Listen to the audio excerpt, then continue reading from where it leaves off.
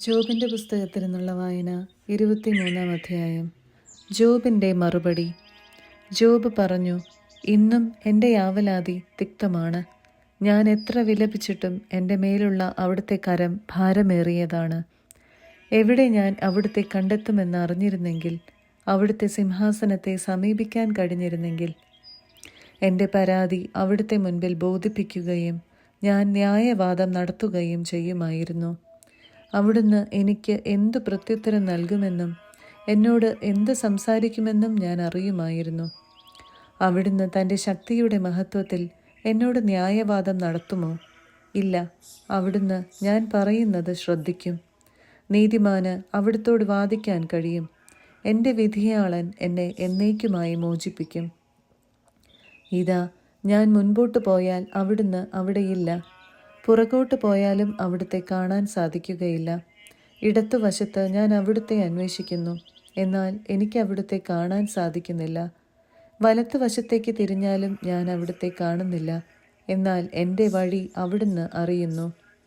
അവിടുന്ന് എന്നെ പരീക്ഷിച്ചു കഴിയുമ്പോൾ ഞാൻ സ്വർണം പോലെ പ്രകാശിക്കും. എൻ്റെ പാദങ്ങൾ അവിടുത്തെ കാൽപ്പാടുകളിൽ ഞാൻ ഉറപ്പിച്ചു. ഞാൻ അവിടുത്തെ പാത പിന്തുടർന്നു, ഒരിക്കലും വ്യതിചലിച്ചില്ല. അവിടുത്തെ കൽപ്പനകളിൽ നിന്ന് ഞാൻ വ്യതിചലിച്ചില്ല. അവിടുത്തെ മൊഴികൾ എൻ്റെ ഹൃദയത്തിൽ ഞാൻ നിധി പോലെ സൂക്ഷിച്ചു. അവിടുന്ന് മാറ്റമില്ലാത്തവനാണ്. അവിടുത്തെ പിന്തിരിപ്പിക്കാൻ ആർക്കു കഴിയും? താൻ ആഗ്രഹിക്കുന്നത് അവിടുന്ന് ചെയ്യുന്നു. എനിക്കായി നിശ്ചയിച്ചിട്ടുള്ളത് അവിടുന്ന് നിറവേറ്റും. അങ്ങനെയുള്ള പലതും അവിടുത്തെ മനസ്സിലുണ്ട്. അതിനാൽ അവിടുത്തെ സാന്നിധ്യത്തിൽ ഞാൻ വിറകൊള്ളുന്നു. അവിടുത്തെപ്പറ്റി ചിന്തിക്കുമ്പോൾ ഞാൻ ഭയപ്പെടുന്നു. ദൈവം എൻ്റെ ഹൃദയത്തെ ദുർബലമാക്കി. സർവശക്തൻ എന്നെ പരിഭ്രാന്തനാക്കി. ഞാൻ അന്ധകാരത്തിൽ ആമഗ്നനായി. അന്ധതമസ് എൻ്റെ മുഖത്തെ ആവരണം ചെയ്യുന്നു. 24-ാം അധ്യായം. സർവശക്തൻ വിധി നടത്താൻ സമയം നിശ്ചയിക്കാത്തത് എന്തുകൊണ്ട്? അവിടുന്ന് നിശ്ചയിച്ച ദിനങ്ങൾ അവിടുത്തെ ഭക്തന്മാർ കാണാതിരിക്കുന്നതും എന്തുകൊണ്ട്? മനുഷ്യൻ അതിർത്തിക്കല്ലുകൾ നീക്കിക്കളയുന്നു. അവർ ആട്ടിൻപറ്റങ്ങളെ കവർന്നെടുക്കുകയും മേയിക്കുകയും ചെയ്യുന്നു. അവർ അനാഥരുടെ കഴുതയെ തട്ടിക്കൊണ്ടുപോകുന്നു. അവർ വിധവയുടെ കാളയെ പണയം വാങ്ങുന്നു. അവർ ദരിദ്രരെ വഴിയിൽ നിന്ന് തള്ളിമാറ്റുന്നു. പാവങ്ങൾ ഒളിച്ചു കഴിയുന്നു. മക്കൾക്കു വേണ്ടി മരുഭൂമിയിൽ ഇര തേടുന്ന കാട്ടുകഴുതകളെ പോലെ അവർ അധ്വാനിക്കുന്നു. അവർ വയലിൽ നിന്ന് ഭക്ഷണം ശേഖരിക്കുന്നു. ദുഷ്ടരുടെ മുന്തിരിത്തോട്ടത്തിൽ അവർ കാലാ പെറുക്കുന്നു. അവർ രാത്രി മുഴുവൻ നഗ്നരായി ശയിക്കുന്നു. തണുപ്പിൽ പുതയ്ക്കാൻ അവർക്ക് ഒന്നുമില്ല. മലയിൽ പെയ്യുന്ന മഴ അവർ നനയുന്നു. പാർപ്പിടമില്ലാതെ അവർ പാറക്കെട്ടുകളിൽ അഭയം തേടുന്നു.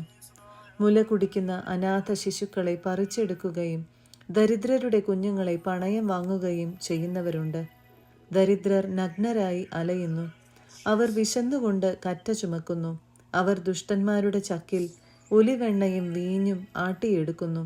എന്നാൽ അവർ ദാഹാർത്തരാണ്. നഗരത്തിൽ മരിക്കുന്നവരുടെ ഞരക്കം കേൾക്കുന്നു. മുറിവേറ്റവരുടെ പ്രാണൻ സഹായത്തിനു വേണ്ടി കേഴുന്നു. എന്നിട്ടും ദൈവം അവരുടെ പ്രാർത്ഥന ശ്രവിക്കുന്നില്ല. പ്രകാശത്തിൻ്റെ വഴി പരിചയിക്കുകയോ അതിൽ സഞ്ചരിക്കുകയോ ചെയ്യാതെ അതിനെ എതിർക്കുന്നവരുണ്ട്. ദരിദ്രരെയും നിരാലംബരെയും കൊല്ലുന്നതിന് കൊലപാതകി നേരം വെളുക്കും മുൻപ് ഉണരുന്നു. രാത്രിയിൽ അവൻ മോഷണം നടത്തുന്നു. ആരും എന്നെ കാണുകയില്ല എന്ന് പറഞ്ഞ് വ്യഭിചാരി ഇരുട്ടാകാൻ കാത്തിരിക്കുന്നു. അവൻ മുഖം മൂടി അണിയുന്നു. രാത്രിയിൽ അവർ വീടുകൾ തുറക്കുന്നു. പകൽ സമയം കതകടച്ച് മുറികളിൽ കഴിയുന്നു. അവർ പ്രകാശം കാണുന്നില്ല. കടുത്ത അന്ധകാരമാണ് അവരുടെ പ്രഭാതം. അന്ധകാരത്തിൻ്റെ ക്രൂരതകളുമായിട്ടാണ് അവരുടെ കൂട്ടുകെട്ട്. നിങ്ങൾ പറയുന്നു, വെള്ളം അവരെ അതിവേഗം ഒഴുക്കിക്കളയുന്നു. ഭൂമിയിൽ അവരുടെ അവകാശം ശപിക്കപ്പെട്ടിരിക്കുന്നു.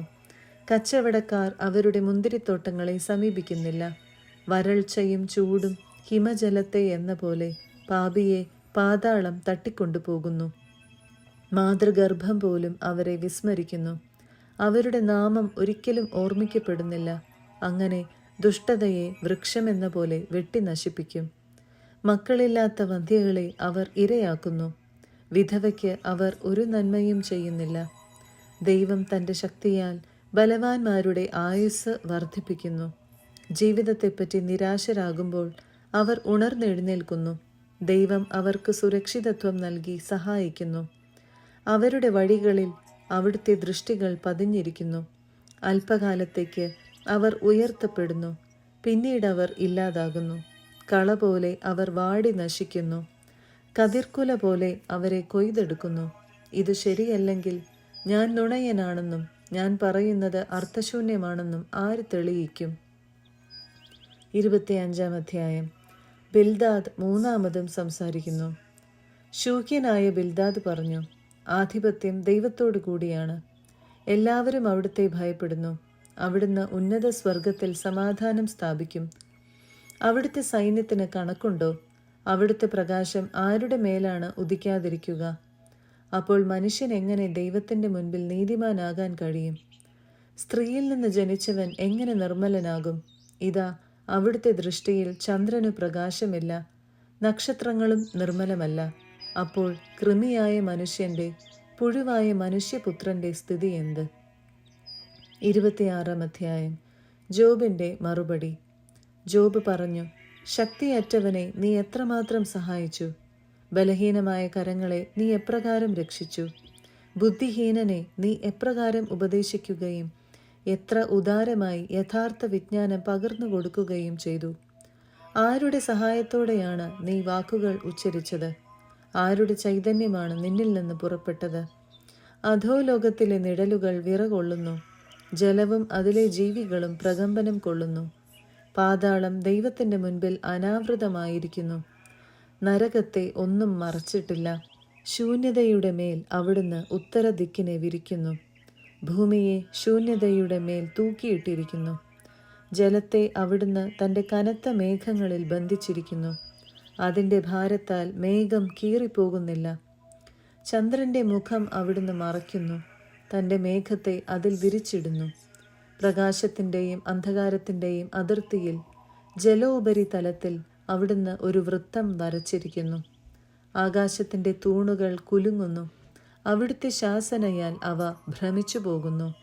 അവിടുന്ന് തൻ്റെ ശക്തിയാൽ സമുദ്രത്തെ നിശ്ചലമാക്കി. തൻ്റെ ജ്ഞാനത്താൽ റാഹാബിനെ തകർത്തു കളഞ്ഞു.